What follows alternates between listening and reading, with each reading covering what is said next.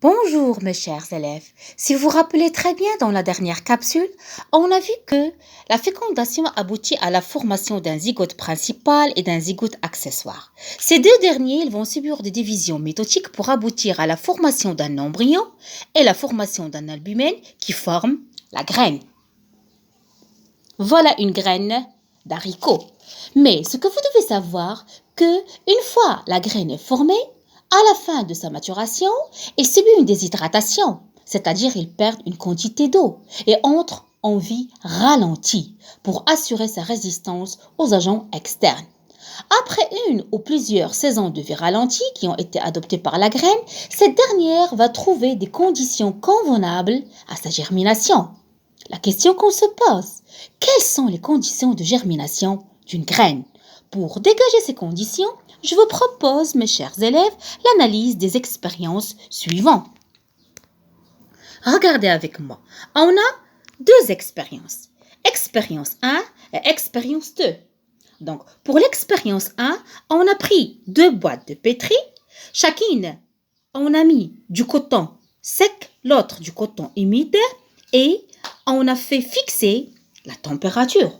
Si vous regardez très bien, on a fixé la température, ça veut dire que ce paramètre physique qui est constant, donc on ne va pas étudier son influence. Par contre, qu'est-ce que je vais étudier? C'est regarder. Le variable, c'est quoi? Là, j'ai mis les grains de maïs dans un coton sec et là, je l'ai mis dans un coton humide. Donc, le variable, c'est l'eau. Donc, je vais étudier l'influence de l'eau sur la germination.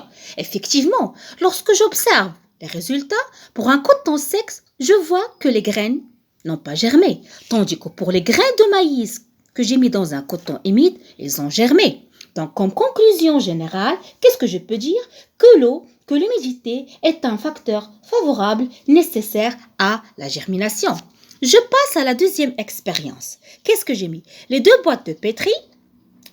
Là, ce sont les grains de maïs, mais regardez. Qu'est-ce que j'ai fixé? J'ai fixé le côté d'eau, c'est-à-dire j'en l'ai mis dans un coton humide. Voilà un coton humide, mais le variable, c'est quoi? C'est la température.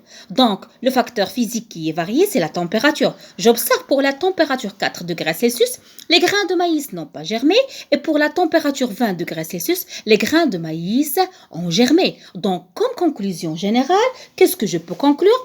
Que la température joue un rôle très important dans la germination des graines. C'est un facteur physique qui joue un rôle très important dans la germination des graines de maïs.